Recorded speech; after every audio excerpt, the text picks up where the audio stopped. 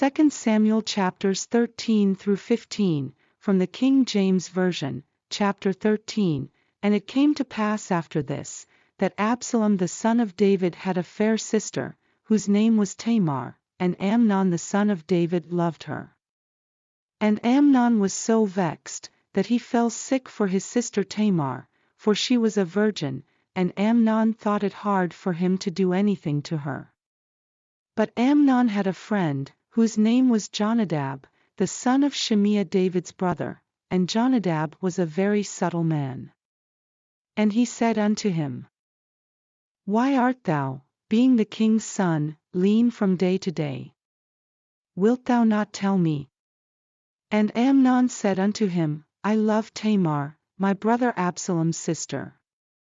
And Jonadab said unto him, Lay thee down on thy bed, and make thyself sick, and when thy father cometh to see thee, say unto him, I pray thee, let my sister Tamar come, and give me meat, and dress the meat in my sight, that I may see it, and eat it at her hand. So Amnon lay down, and made himself sick, and when the king was come to see him, Amnon said unto the king, I pray thee, let Tamar my sister come, and make me a couple of cakes in my sight, that I may eat at her hand. Then David sent home to Tamar, saying, Go now to thy brother Amnon's house, and dress him meat. So Tamar went to her brother Amnon's house, and he was laid down.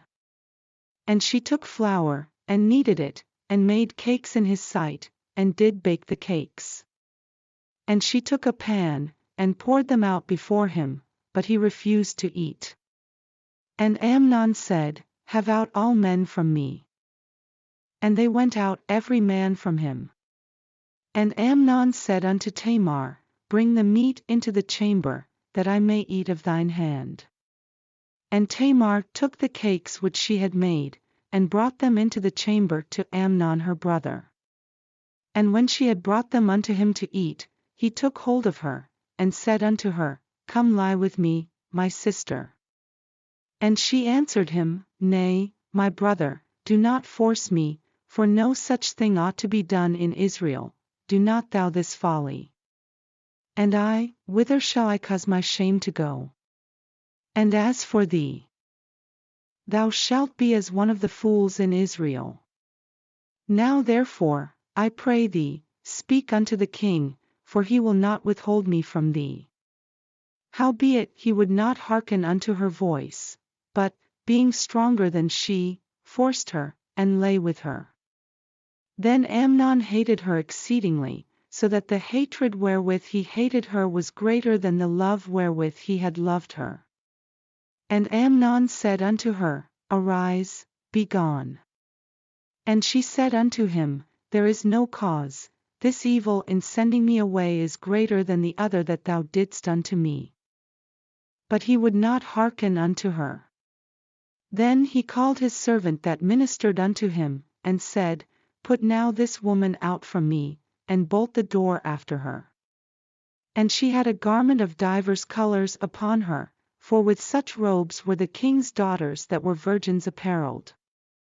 Then his servant brought her out, and bolted the door after her. And Tamar put ashes on her head, and rent her garment of divers colors that was on her, and laid her hand on her head, and went on crying. And Absalom her brother said unto her, Hath Amnon thy brother been with thee? But hold now thy peace, my sister, he is thy brother, regard not this thing. So Tamar remained desolate in her brother Absalom's house. But when King David heard of all these things, he was very wroth. And Absalom spake unto his brother Amnon neither good nor bad, for Absalom hated Amnon, because he had forced his sister Tamar. And it came to pass after 2 full years, that Absalom had sheepshearers in Baalhazer, which is beside Ephraim, and Absalom invited all the king's sons. And Absalom came to the king, and said, Behold now, thy servant hath sheepshearers, let the king, I beseech thee, and his servants go with thy servant. And the king said to Absalom, Nay, My son, let us not all now go, lest we be chargeable unto thee. And he pressed him, howbeit he would not go, but blessed him. Then said Absalom, If not, I pray thee, let my brother Amnon go with us. And the king said unto him, Why should he go with thee? But Absalom pressed him, that he let Amnon and all the king's sons go with him. Now Absalom had commanded his servants, saying, Mark ye now when Amnon's heart is merry with wine, and when I say unto you, Smite Amnon, then kill him, fear not, have not I commanded you? Be courageous, and be valiant. And the servants of Absalom did unto Amnon as Absalom had commanded. Then all the king's sons arose, and every man gat him up upon his mule, and fled. And it came to pass, while they were in the way, that tidings came to David, saying, Absalom hath slain all the king's sons, and there is not one of them left. Then the king arose, and tare his garments, and lay on the earth, and all his servants stood by with their clothes rent. And Jonadab, the son of Shimeah David's brother, answered and said, Let not my lord suppose that they have slain all the young men the king's sons, for Amnon only is dead, for by the appointment of Absalom this hath been determined from the day that he forced his sister Tamar. Now therefore let not my lord the king take the thing to his heart, to think that all the king's sons are dead, for Amnon only is dead. But Absalom fled. And the young man that kept the watch lifted up his eyes, and looked, and, behold, there came much people by the way of the hill's side behind him. And Jonadab said unto the king, Behold, the king's sons come, as thy servant said, so it is. And it came to pass, as soon as he had made an end of speaking, that, behold, the king's sons came, and lifted up their voice and wept, and the king also and all his servants wept very sore. But Absalom fled, and went to Talmai, the son of Ammihud, king of Geshur. And David mourned for his son every day. So Absalom fled, and went to Geshur, and was there 3 years. And the soul of King David longed to go forth unto Absalom, for he was comforted concerning Amnon, seeing he was dead. Chapter 14. Now Joab the son of Zeruiah perceived that the king's heart was toward Absalom. And Joab sent to Tekoa, and fetched thence a wise woman, and said unto her, I pray thee, feign thyself to be a mourner, and put on now mourning apparel, and anoint not thyself with oil, but be as a woman that had a long time mourned for the dead, and come to the king, and speak on this manner unto him. So Joab put the words in her mouth.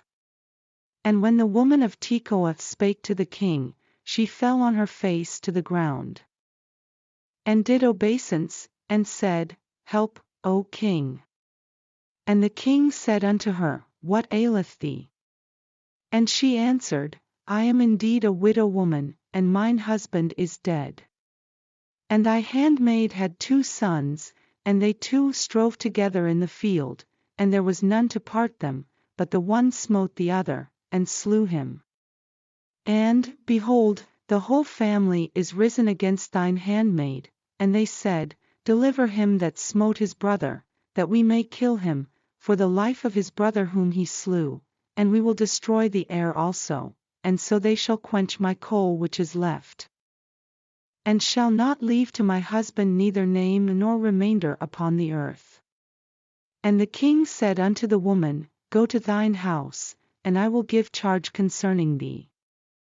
And the woman of Tekoa said unto the king, My lord, O king, the iniquity be on me, and on my father's house, and the king and his throne be guiltless.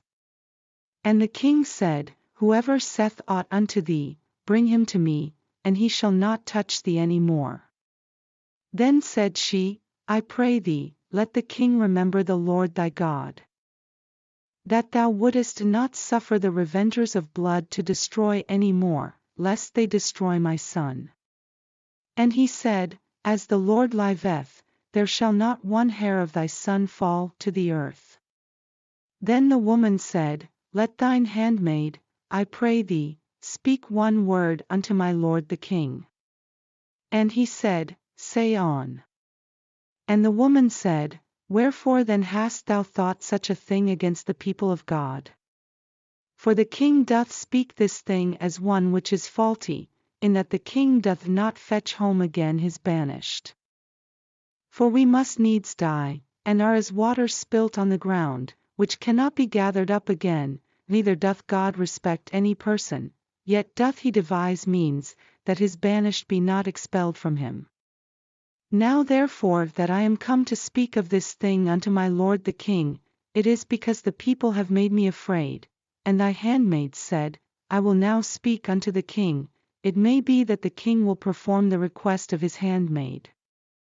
For the king will hear, to deliver his handmaid out of the hand of the man that would destroy me and my son together out of the inheritance of God. Then thine handmaid said, The word of my lord the king shall now be comfortable, for as an angel of God, so is my lord the king to discern good and bad, therefore the Lord thy God will be with thee. Then the king answered and said unto the woman, Hide not from me, I pray thee, the thing that I shall ask thee. And the woman said, Let my lord the king now speak.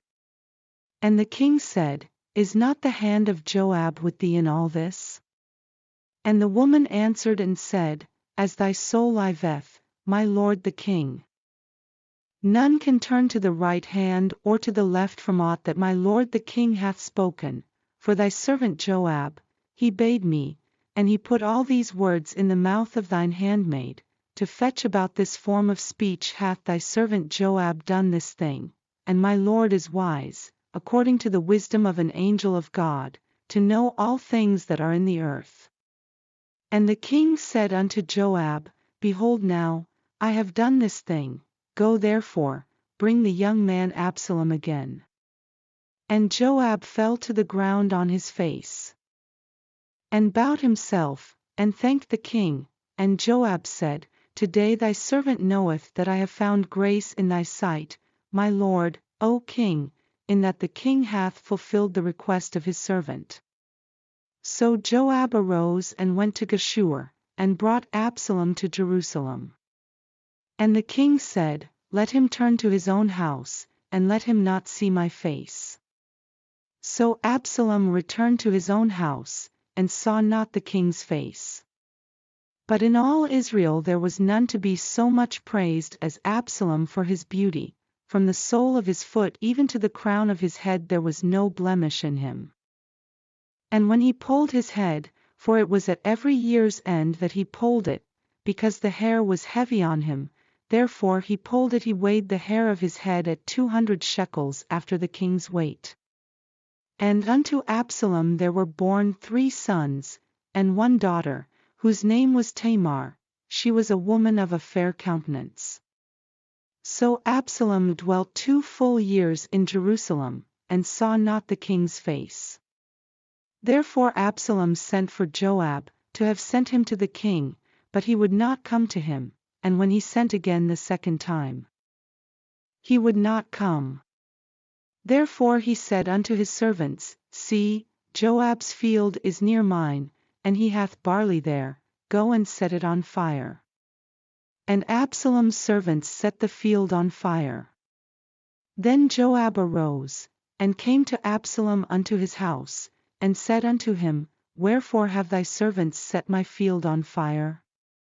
And Absalom answered Joab, Behold, I sent unto thee, saying, Come hither, that I may send thee to the king, to say, Wherefore am I come from Geshur? It had been good for me to have been there still, now therefore let me see the king's face. And if there be any iniquity in me, let him kill me. So Joab came to the king, and told him, and when he had called for Absalom, he came to the king, and bowed himself on his face to the ground before the king, and the king kissed Absalom. Chapter 15. And it came to pass after this, that Absalom prepared him chariots and horses, and 50 men to run before him. And Absalom rose up early, and stood beside the way of the gate. And it was so, that when any man that had a controversy came to the king for judgment, then Absalom called unto him, and said, Of what city art thou? And he said, Thy servant is of one of the tribes of Israel. And Absalom said unto him, See, thy matters are good and right, but there is no man deputed of the king to hear thee.